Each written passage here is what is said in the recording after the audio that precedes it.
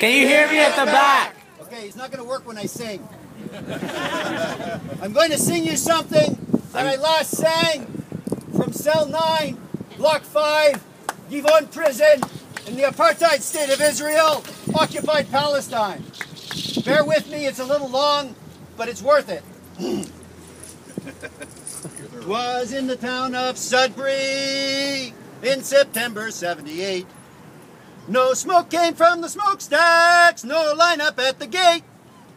11,000 workers combined to use their clout to try and get a living wage and 30 years and out. The paper said the strike would fail, they raised a hullabaloo. Stephen Lewis said, you've bitten off much more than you can chew. 'Cause Inco's just too powerful, your demands are much too steep. Keep your heads down, keep your noses clean. Go back and settle cheap. I'm going to take this a little lower, excuse me. Fine, David. The miners, they stood solid with November looking grim. From all across the country, support came rolling in. St. John's to Vancouver, from towns of every size.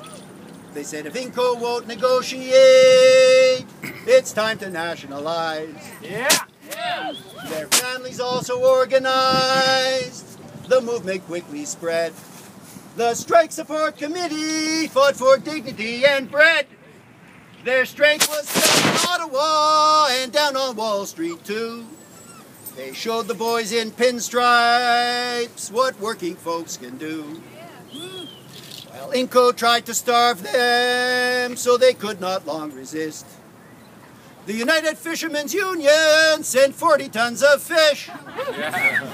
Checks were mailed and presents sent so that every family could celebrate come Christmas, thanks to workers' unity. While Inco stalled and stonewalled, so sure the strike would break. They said that they could hold out just as long as it would take. When nickel hit $3 a pound, they offered a little more cash.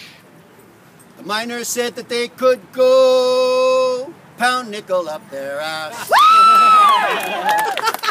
The miners, they stood solid without bickering or doubt. They won that raise in wages, they won 30 years and out. For all who care to listen, there's a lesson tried and true. Together we just might get somewhere. Divided we'll get screwed.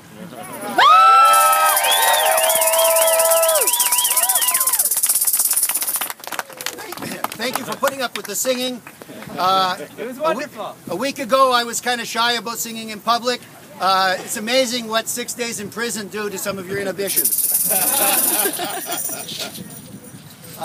I had other songs that my cellmate Billy, a fisherman from Waterford in Ireland, helped me remember some Irish freedom songs. So there's some good singing in prison. My message to you is very simple. When we were... Can you hear me? Yep. Okay. Yep. My message to you is very simple, apart from the message of the song. We were not just 6 people, 6 delegates, 5 journalists, and a captain in a small boat in the Eastern Mediterranean. I want to remind you what I was told by Jim Loney of the Christian Peacemaker teams, who was captive in Baghdad for 118 days. He said before we left for our last voyage in June, he said to us, we in Canada who can't be on board with you, we are your life preservers when you're at sea. And that was what I remembered on the Tahrir last Friday, that we were not 12 people on a small boat in the Mediterranean. We were the 99%.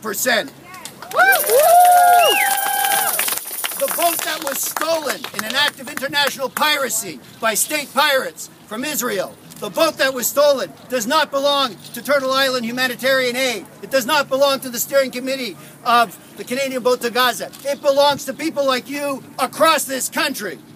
It belongs to the people who in their houses of worship and in their union halls and in their public meetings donated from their pocket out of solidarity between Canadian civil society and civil society of the Palestinians of Gaza. Just as the property that was stolen from occupied London will come back, the Tahrir will come back.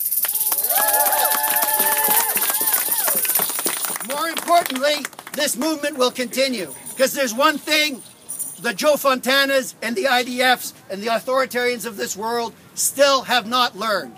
And as an educator, it's part of my role to help the slow learners get the memo. So this is the message to Joe Fontana and to the IDF. You can lock us up. You can steal our property. You can taser me. You can bruise me. You can throw me in jail illegally for longer than your own apartheid laws allow. You cannot jail a movement.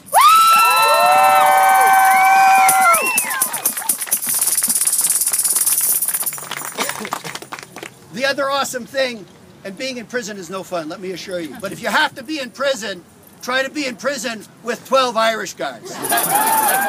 They know something about the political culture of resistance, and when we woke up on the first Saturday morning, they already had a political prisoners committee put together, and they knew what our collective demands were.